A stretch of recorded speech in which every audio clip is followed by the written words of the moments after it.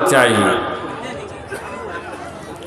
जिंदगी में मौत का आना ये बड़ा नुकसान नहीं है, जिंदगी में अंदर का हिस्सा मर जाना ये बड़ा नुकसान है। गौर कीजिएगा, जिंदगी में मौत का आना ये बड़ा नुकसान नहीं है, जिंदगी में अंदर का हिस्सा मर जाना ये बड़ा नुकसान है कि आप जिंदा भी हैं और मरे हुए हैं, जिंदों में आपका शुमार नहीं हो रहा है, ये बड़ा नुकसान है। अफसोस इस पर होना है, जो मर गया वो तो बेचारा चला गया, वो तो अपनी ज़िंदगी में जो कुछ किया अब सामने देखेगा। वो अगर अच्छा करके गया तो माशाअल्लाह बहुत आराम में रहेगा, और कम से कम इतना तो है कि अगर वो बुरा भी था तो अब तो बुराई नहीं कर पाएगा, बुराई से तो अब बच गया, वो तो सुकून में चला गया, कोई टेंशन नहीं। मेरे बच्चे क्या खा रहे हैं, मेरी बीवी कैसी है, मेरे माँ बाप क्या कर रहे हैं, अब उसका कोई टेंशन नहीं है। वो अपने टेंशन में पड़ गया कि अब मैं किसी तरह से अल्लाह को फुसला के बहला के जन्नत चला जाऊं, जहन्नम से किसी तरह मैं बच जाऊं।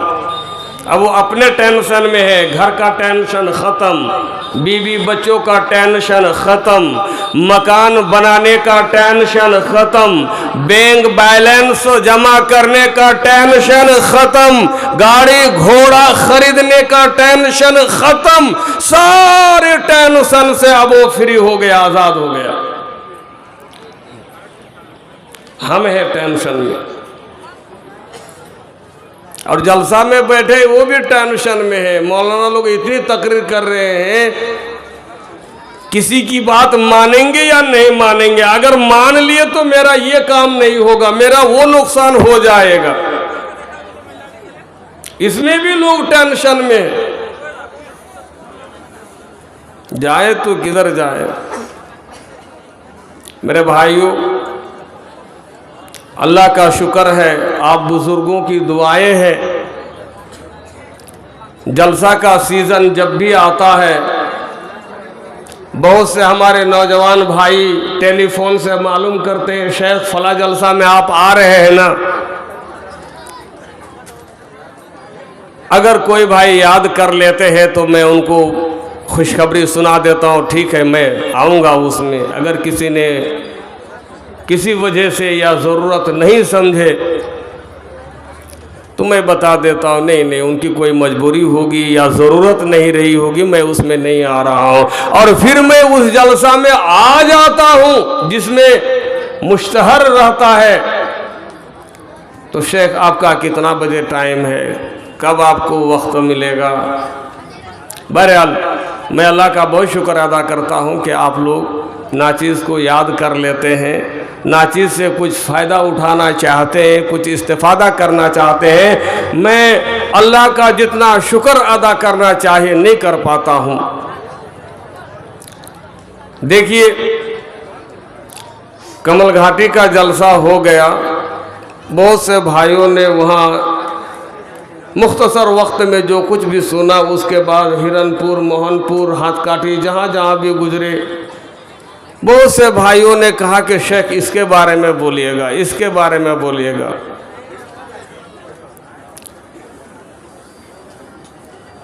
वो चीज़ मैं 2-4 साल पहले बहुत जोशीले अंदाज में आप लोगों को बताया था, समझाने की कोशिश की थी, आप लोग सुने थे।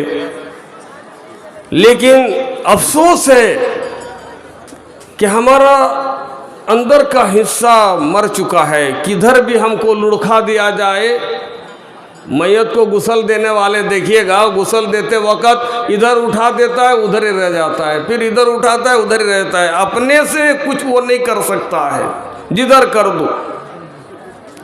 आज हम लोग मुर्दा हो गए हैं, मौलाना लोग जिधर लुढ़का दे, कुछ भी बोल दे। अपने से भी आपको जिंदा दिली का सबूत देना है कि कौन सी बात अच्छी लग रही है, वो हमें अपनानी चाहिए। जो हमारे ही बेहतरी के लिए हो रही है, ये उलमा 3-4 रोज से मेहनत करके आपको कुछ नसीहत देने के लिए पहुंचते हैं कि आप इन बातों से फायदा उठाएंगे। मैं बता रहा था कि 3-4 साल पहले मैंने उस मौजू पर बोला था और उसी पर लोग बाज नहीं आए, लोगों में रुकावट दिखाई नहीं दे रही है, वो चीज और दिन ब दिन आम हो रही है। कहा कि शेख आपको उसी पर बोलना है। मैंने कहा क्या बात है भाई, बोलो ना। कहा ग्रुप बहुत ज्यादा आम हो रहा है, आपको ग्रुप के बारे में बोलना है। मैं बोला कि देखो भाई,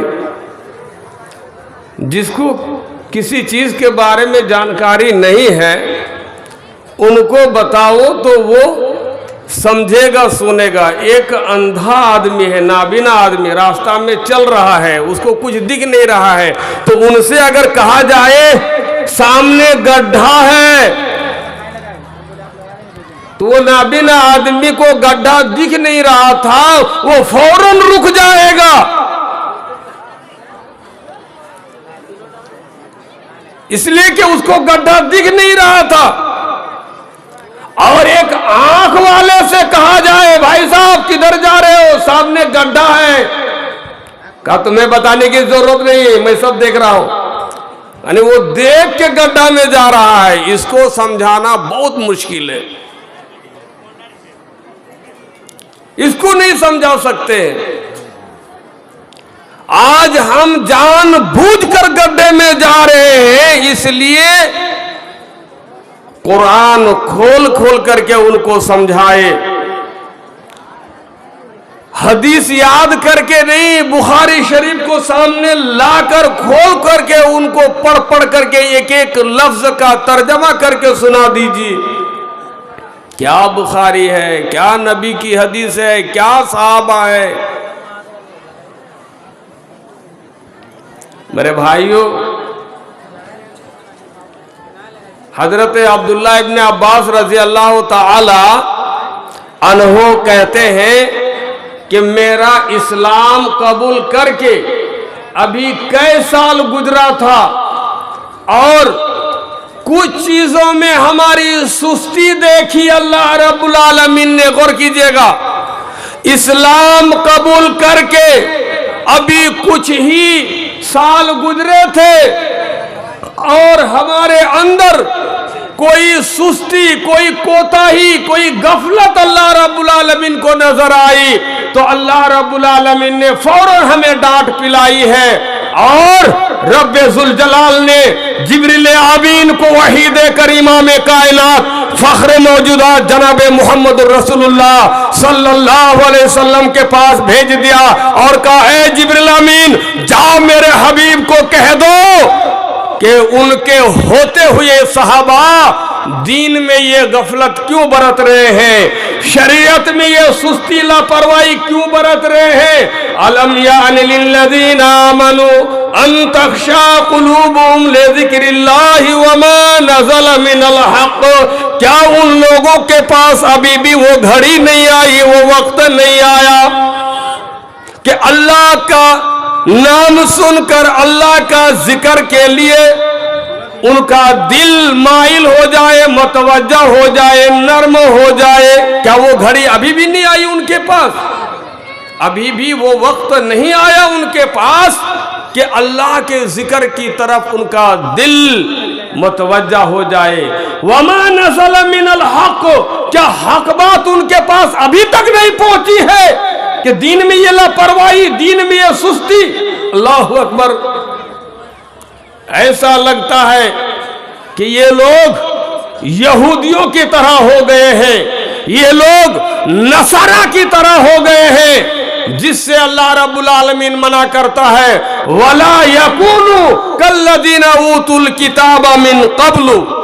उन लोगों की तरह, ऐ नबी के सहाबियों, ए नबी के पक्के सच्चे उम्मतियों, तुम उन लोगों की तरह मत हो जाओ जिनको किताबें दी गई थी, यानी यहूदियों को किताब दी गई थी, नसरानियों को किताब दी गई थी, मगर किताब मिलने के बाद जैसे जैसे उनका वक्त दूर होता चला गया, दूर होता चला गया, वो लोग उस किताब में रद्द व बदल शुरू कर दिया, उस किताब से अपना ताल्लुक खत्म कर दिया। जिस तरह आज हम लोगों ने कुरान से अपना ताल्लुक खत्म कर दिया है।